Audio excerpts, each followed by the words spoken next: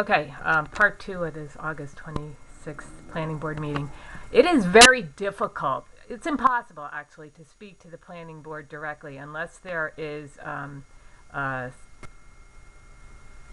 project coming up and you can speak at this this public hearing. But City Planner Wayne Marshall is sitting off to the side and controlling the meeting, and he'll cut me right off and not allow me to address issues with planning. He did that in the last meeting. I finally had a chance to attend one, and I basically just shamed the planning board and city planning, especially those that were parents that allow this to happen to good citizens and moms. It's just unbelievable. So I was going to say something else, but I forgot. Okay, here we go. I could do that by just doing some subtraction. It's going to be the difference. Okay, well, we could do it at the same time and check each other.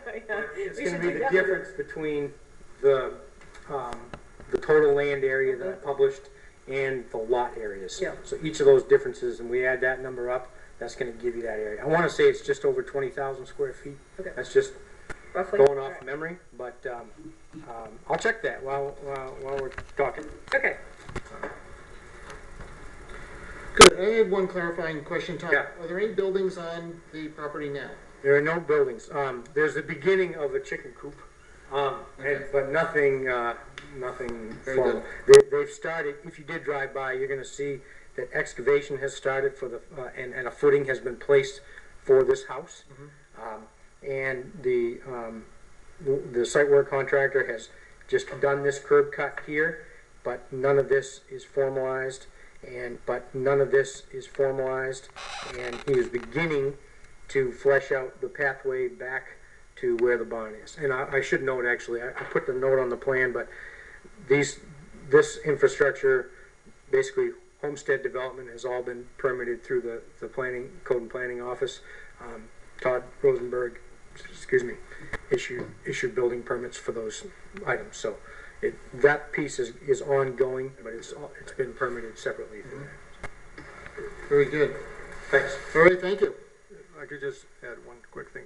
Yes. For anyone in the audience who may be looking as well, it is A-OK for this applicant, the Brittons, to come forward and ask for a building permit on the house, even though the subdivision application hasn't started, because at the present time they own the whole. So what we've done is basically issue one single-family house permit on a 4.5 acre tract of ground. Should it be subsequently divided, it still falls well within the regulations, and so there was no reason to delay their ability to obtain a building permit. Something regardless if it's the Brittons or anyone else, it meets the code. Very good. All right. I'm going to open the meeting up to a public hearing at this time. Any interested parties who would like to speak on this application are invited to come forward, state your name, your town, and your interest in speaking on this application. Let me say at the outset that I want the remarks to stay on the application at hand. And sure, buddy. Very importantly, I don't want any recrimination or topics that are really not about this application. In other words, don't call us out on our corruption. You're welcome.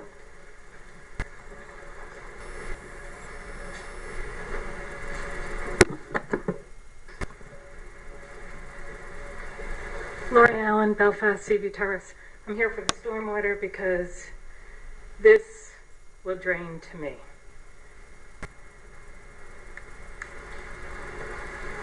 So, I want to review, because I haven't reviewed with the planning board, what you're sending to me.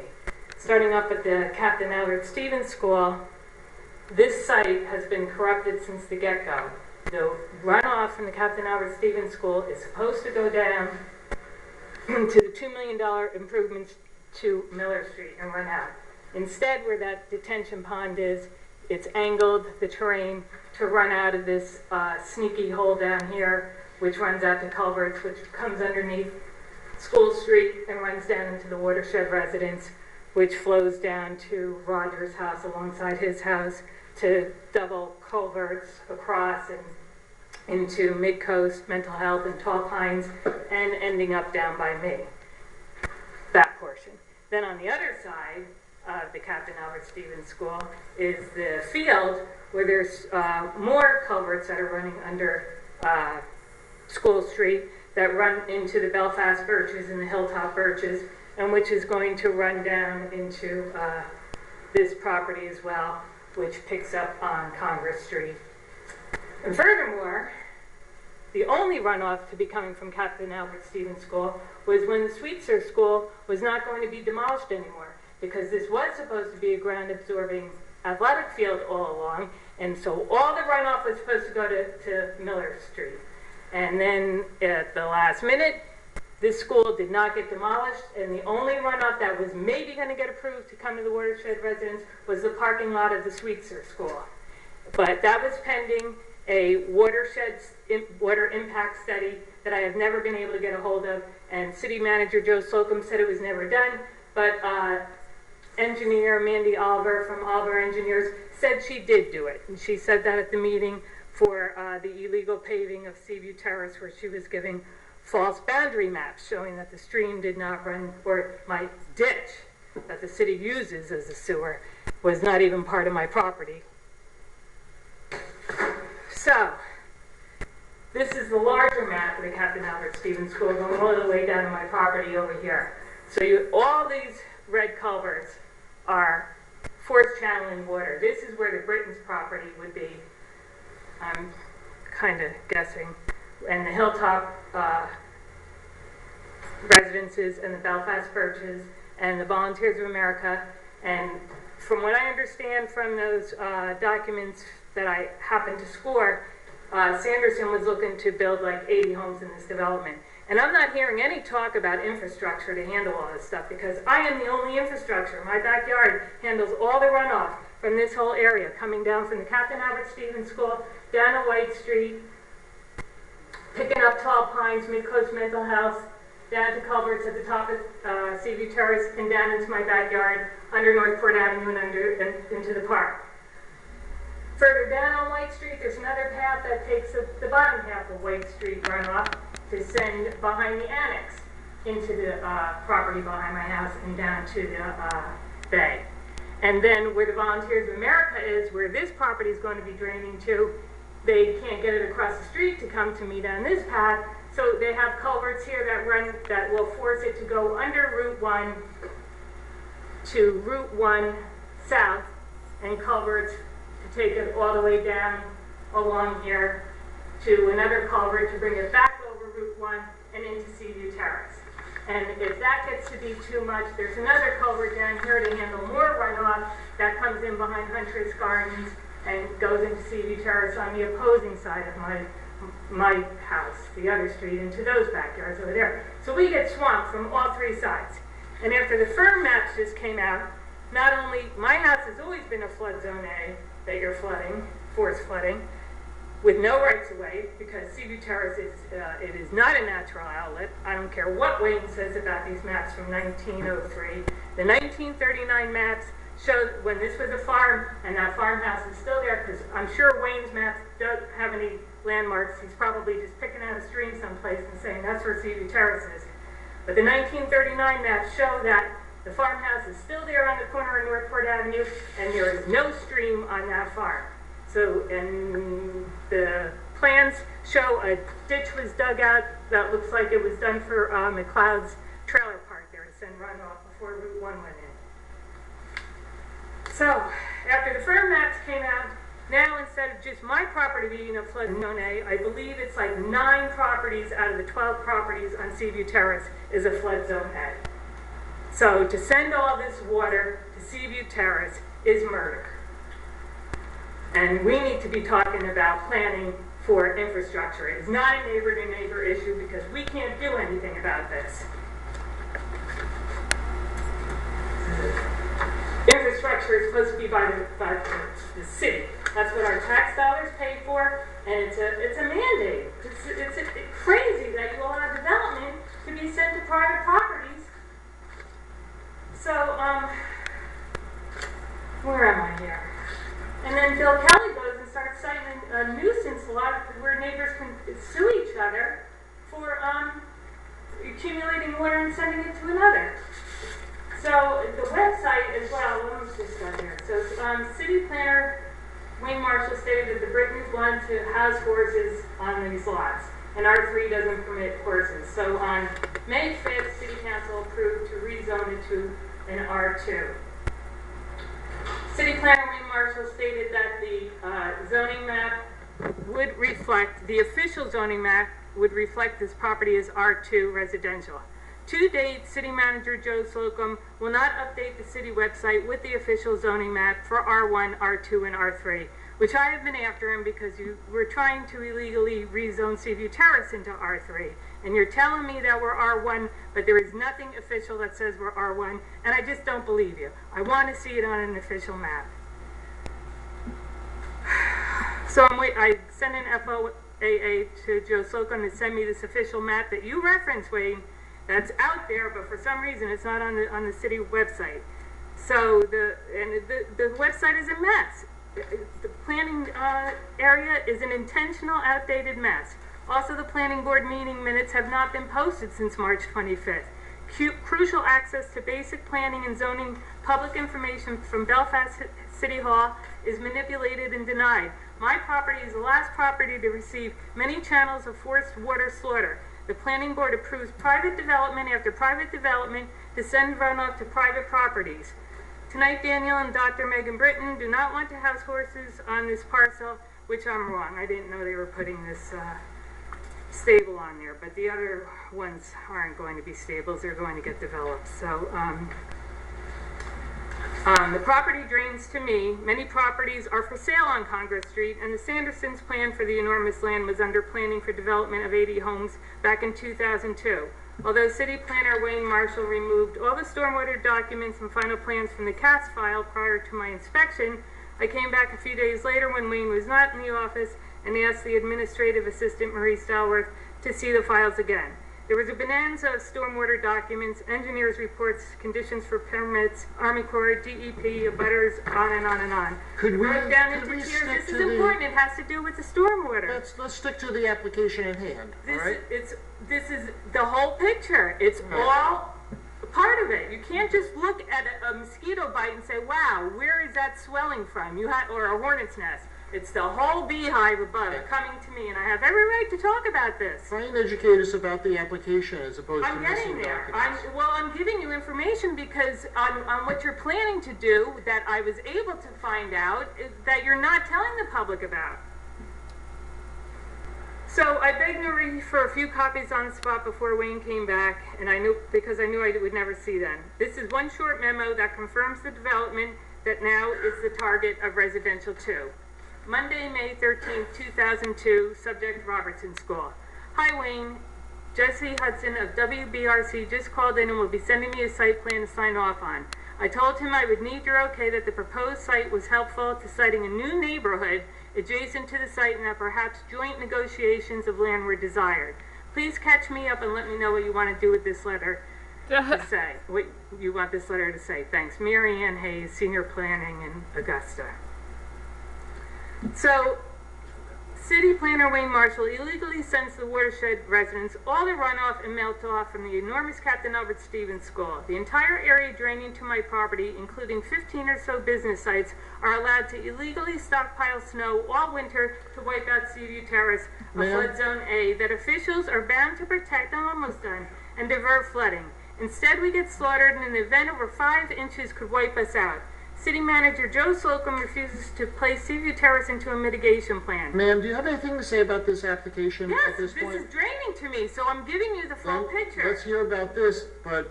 Well, no, I want to make sure you fully understand how much you are destroying my property and endangering my life as a flood zone A, as you approve all this water to come to me and you don't build any infrastructure for this side of town. Let's stick with this application.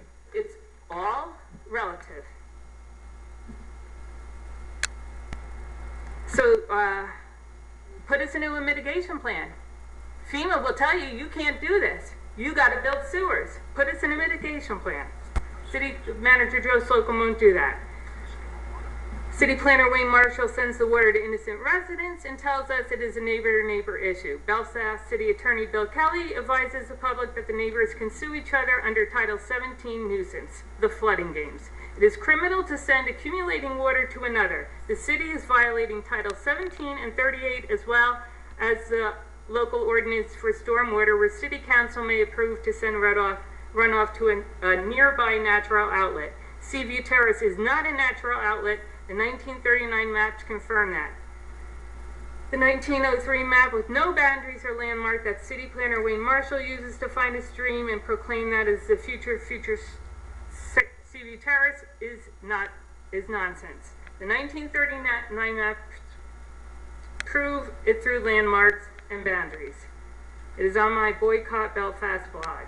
City infrastructure is the 101 foundation for any development. The planning board must build storm sewer infrastructure for all developments draining into Seaview Terrace prior to any more development, including the 4.5 acres at 139 Congress Street. Stop flooding Seaview Terrace. 9 out of the 12 properties of Seaview Terrace are in the flood zone A because of the city forcing water there.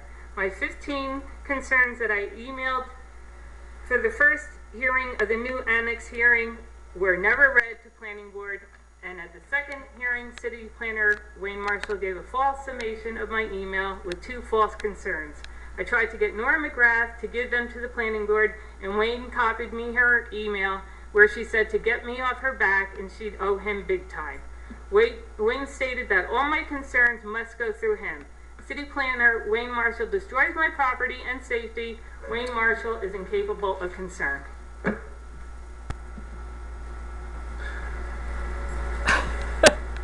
Mr. Chairman, Thanks for your well, comments. Ms.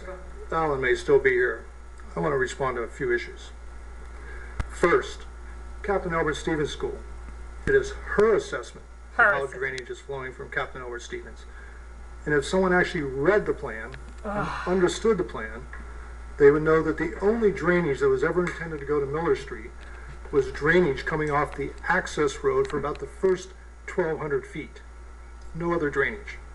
All other drainage were going to the basins that ultimately access out through where their retention basin is behind what gets to be the Robertson School, which was fully permitted for the drainage basin by both the city and the DEP and found to be in full conformance with both requirements. The DEP never even... Ms. Anderson, Ms. Allen, you said you were done. I'm now responding. You never let me even see the plans or anything, so I can only... Ms. Allen, stop. And All the plans are upstairs if you want to go upstairs and look at them for the 15th time. Oh, Wait. So, now, the Sanderson application from 2002, someone had an interest in developing the Sanderson property. They chose not to do it. It's a non-issue. There is no hidden project out there that's going to happen. There was an idea someone had in 2002. It didn't happen. Just like I may have an idea to build another house on my lot, I never did it. It's just an idea. The official maps, we just emailed maps again to Miss Allen the other day at her request. They're always available for folks. They were adopted by the council. The flood maps were put together by FEMA. We've adopted such. It's correct. The amount of A zone in the Seaview Terrace area is greater than what was shown before. It is not a basis of, if you speak with FEMA, it is not because of any actions that have occurred with how floodwaters have occurred. It's because they now have better data on which to determine where the flood zone boundaries are. If you actually look at the 1990 maps, what it took is the flood zone. It took basically a magic marker and drew it adjacent to the stream, and that's what they did. If you look at the new flood maps, it's actually based on the 2-foot contour data. Snow storage. To suggest that every property owner in Belfast, including every business, is required to actually use an excavator to pick up their snow in a bucket and dump it somewhere and not to use a plow is ludicrous. It is not what any of the planning board conditions have ever said. It's an issue that's been raised time and time again that just has no basis in reality. Liar. There is no requirement, as was suggested, for the city to put together a mitigation plan through FEMA. That is a misstatement of fact. The one thing I'd look at is face value. It's been repeatedly said that the water course next to Miss Allen's property is not a stream.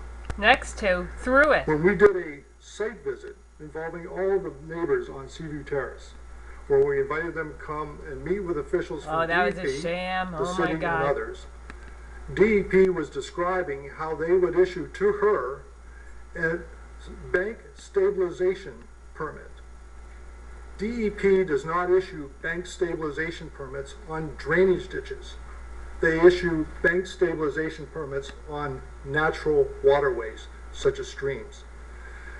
It's an ongoing misstatement of fact on her part. Uh-huh. This is a Liar. stream identified on the USGS quads. It is a stream on the city park property, which the city always has to take in consideration with how we develop city park. It doesn't suddenly start being a stream only on the city park property, it continues up. And And but as not on such- Seaview Terrace. I've listened to Miss Allen make many representations over the last several years. Appreciate some of her frustration. Right. What I don't appreciate are misstatements of fact and leaving an impression that is not true if you actually look at the record. The record is upstairs. It has been made available to her at any point in time. If any member of the public would like to come in and see it, the files on Captain Albert Stevenson are about yay wide. Yeah, yay and wide. it just takes time to go through them and look at them where it went through one plan, amendment number 1 and amendment number 2. Because yes, the original plan was to tear down the Robertson School. They changed their plan, they changed their approach to drainage, and that's what it came into place. And then when the Sweetser School bought the Robertson site, they similarly made a change in the drainage plan where they put in 2 biofilters behind the plan, behind the school, to supplement what was the original drainage basin. The I'm king just- of rhetoric. It's an ongoing frustration that when misinformation continues to be put out and there's an unwillingness to take a look at what the record really says. Thank you. Thank you, Wayne. Other interested parties like to speak to this application? Another This is your neighbor chance. gets up to speak about stormwater now that abuts his Go property. right ahead. Step up to the podium. Your name, your And how the town. city keeps digging the ditch Very deeper. good. You want to give that out?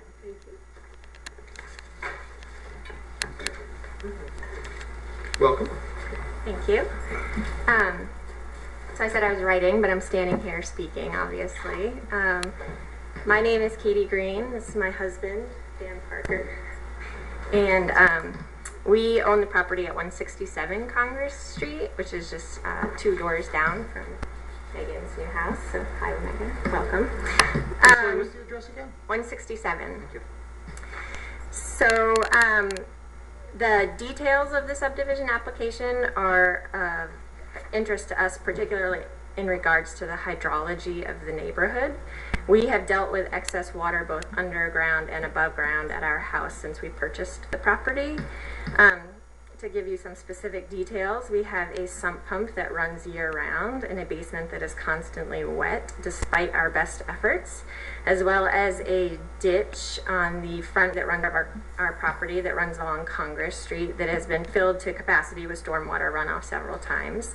The Public Works employees have actually had to make the ditch deeper over the course of the past several years to accommodate heavy rain and snowmelt events that cause From the minor Captain flooding on Albert Congress Stevens Street. School. And our septic tank and leach field, we're not connected to city sewer, so our septic tank and leach field are in the front lawn immediately adjacent to the ditch that tends to overflow in heavy rain events. So it can't be dug any further. If it's dug any more deeply, it will compromise our septic tank and leach field. So alternative measures to digging deeper ditches may be needed to divert the additional runoff that will come from any new development. Most of the Brittons property, as was explained earlier, there is kind of a divide. So this half of it, more or less, would drain is upslope from us and obviously contains a great deal of wetland area. So our primary reason for commenting about the proposal is out of concern that the wetland area continue to function as a wetland by allowing for water infiltration and reducing the potential for runoff and water-induced soil erosion. So in order to maintain the proper functioning of this wetland system, we believe some restrictions should be placed on the development potential of the proposed subdivision. And so we came up with some ideas. Specific recommendations are restricting wetland fill. While a certain amount of fill is permitted without a permit approval, we believe restrictions should be placed on these subdivisions so that no wetland area is filled and the wetland is able to maintain its function regardless of whether a permit would normally be required. We'd like to see parameters established on building envelope size. As previously mentioned, the stormwater systems in place in this neighborhood are at capacity, and in order to responsibly develop the area, we believe that wetland function needs to be maintained in tandem with minimizing additional runoff that the area needs to deal with. Runoff from increased impervious spaces like building roofs and driveways will exacerbate the stress already felt on the area, and as such we believe that building envelope maximums should be established for each proposed parcel to ensure that no wetland fill is needed and that each parcel is minimizing its impact on the system as a whole. We'd like to see guidelines established regarding the entire footprint. The plans as drawn suggest that the large parcel on the number 2 is kind of an open book. Further subdivision of that parcel may be sought in the future, and we recommend that the building envelope size and impacts on the hydrology of the area be considered for all parcels and maximums placed on the entire footprint of this subdivision, which would carry through to any future proposals. Mitigation, we don't feel restrictions need to be overly burdensome, but we do believe that even the modest fill that the Brittons have planned for their house site will impact water movement at our property. So some form of mitigation, be it planting trees or water retention, would go a long way towards ensuring the wetland functions appropriately and in the best interest of all the homeowners, both in the subdivision and out. And we are thrilled, those of you who know what I do for work, I am thrilled that there will be horses in the neighborhood. But they are known to contribute to soil compaction and are not the easiest animals on pasture. So given our close proximity and the certain possibilities of runoff from the property, we would certainly appreciate manure storage to be covered and manure spread in areas well buffered from the wetland. So I'm happy to answer any questions, and thank you for listening. Okay, thank you.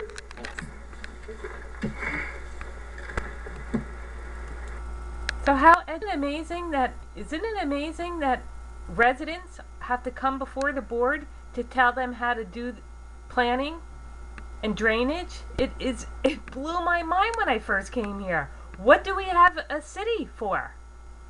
And then they don't do it anyway. They just allow people to come in and say what, give their concerns, and then they go ahead and just do what they want. And then try and sue them, or you can't go to the Zoning Board of Appeals because they're in on it too, so you spend $250 to get that appeal going, and then you have to hire an attorney, and then they end up dismissing it, and now you've already spent a couple $1,000s with an attorney trying to fight them. So then you try and sue them. A woman told me all about this. She said she was into like $10,000, and her attorney was basically having lunch with the city attorney, and they were just jerking up the bill and having a good time about it. So, I mean, throw a rock and keep hitting attorneys all the way down through Belfast, throughout Maine. Maine is the fourth most corrupt state, and it's because of these lax planning laws and stuff. It's a gold mine for people that have come from tightly zoning New Jersey, Massachusetts. They come here and they can find loopholes like any, with their egos making developments, and it's awful. Phone's ringing. Bye.